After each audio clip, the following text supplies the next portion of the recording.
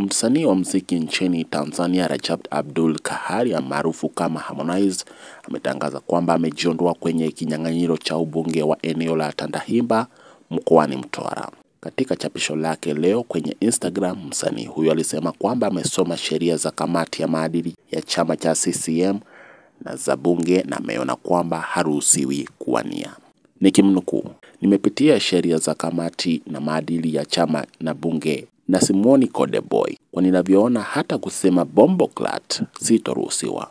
Mwisho wa nukuu. Msanii huyo hata hivyo amepongeza wote ambao wamejitokeza kutangaza nia ya kuwania nyadhifa mbalimbali hasa vijana, huku akipigia debe chama cha CCM. Harmonize amewataka wakazi wa Tandahimba wachague kiongozi bora ambaye atasaidiana na Rais Samia Suluhu kwa miaka 5 ijayo. Fafanua kwamba yeye kwa sasa ana njaa ya ufanisi katika muziki. Yapata wiki moja iliyopita, msanii huyo alitangaza nia ya kuwania ubunge eneo hilo alikozaliwa la Tandahimba katika mkoa wa Mtwara, huku akichapisha video ya hayati Magufuli akimpendekeza kwa wadhifa huo. Huenda msanii huyo hakuwa na nia ya kuingilia siasa, alitaka aangaziwe zaidi mitandaoni kwenye vyombo vya habari ili kutangaza wimbo wake mpya aliyomshirikisha msanii wa Nigeria King Rudy. Wimbo huo uitwao Best Couple ulichapishwa kwenye mtandao wa YouTube siku 3 zilizopita na kufikia sasa umetizamwa zaidi ya mara 500,000.